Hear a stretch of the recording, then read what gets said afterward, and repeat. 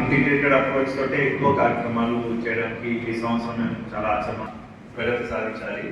So గత సంవత్సరం స్టేట్లో సెకండ్ ర్యాంక్లో మనం 16 life stock animal husbandry protein మీద ఎక్కువ ఫోకస్ చేస్తున్నాం. ఎందుకంటే అది ఎక్కువ మనం పాలకొండ అండ్ సాలు అండ్ అక్కడ కూడా మనం వాటర్ ఇవ్వలేకపోతున్నాం. ఒక రోజు ఇచ్చి రోజు కానీ లేదా ఒక్కసారి కొన్ని ఎందుకంటే ఇన్ఫిల్ట్రేషన్ అన్నీ కూడా చాలా ఓల్డ్ స్కీమ్స్ అవి. సో అక్కడ వచ్చేస్తే మనకి అది కూడా ఆమోదం అయిపోతుందని చెప్పారు పెట్టి వాళ్ళు. ఇంకా టెండరింగ్ అంతా అయిన తర్వాత నెక్స్ట్ ఫైనాన్షియల్ ఇయర్గానే మనం ఆమోదం పెట్టలేము. సో సమీక్ష పూర్తి చేయాలనేటువంటి ప్రధానమంత్రి గారి ఆకాంక్ష, ముఖ్యమంత్రి గారికి సాధించగా మనం కార్యక్రమం చేయడం ఈ సమీక్ష జరిగింది.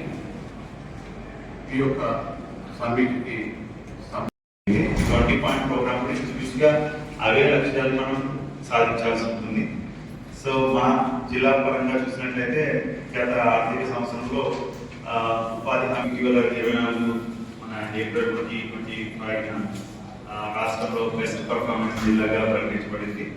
అయితే జేజేఎం పరంగా కూడా మనకి ఓవరాల్గా అంటే గతంలో ఏంటంటే సోర్స్ని సరిగ్గా ఐడెంటిఫై చేయకుండా కొన్ని కార్యక్రమాలు అగ్మెంటేషన్ చేసేవాడు. దాని కాకుండా సర్ఫేస్ వాటర్ని సోర్స్గా తీసుకొని ఒక ఇంటిగ్రేటెడ్ నెట్వర్క్ ద్వారా డ్రింకింగ్ వాటర్ సదుపాయం కల్పించాలనే దాని మీద జేజేఎంసీ వర్క్స్ కూడా మళ్ళీ డీపీగా తయారు చేసి గవర్నమెంట్ సబ్మిట్ చేయడం జరిగింది.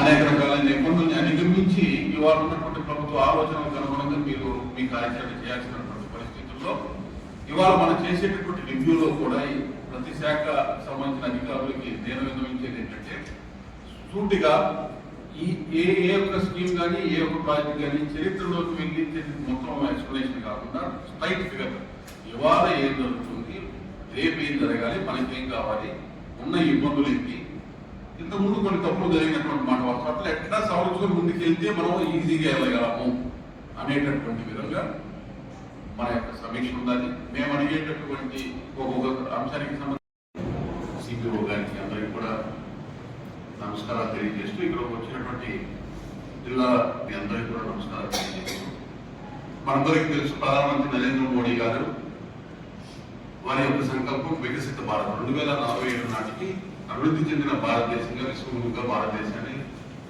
తీర్చిదిద్దాలి అనేటటువంటి సంకల్పం. అలాగే ముఖ్యమంత్రి 47 నాటికి దేశంలో అగ్రగామి రాష్ట్రంగా భారతదేశంలో ఆంధ్రప్రదేశ్ని తీర్చిదిద్దాలి అనేటటువంటి వారి యొక్క ధ్యేయం.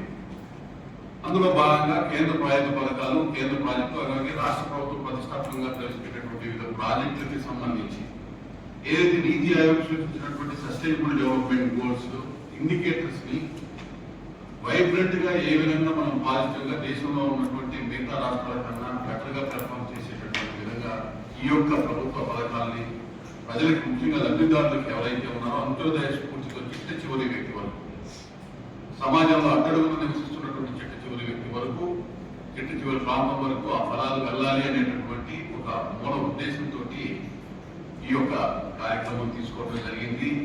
ఇప్పుడు ఎవరైతే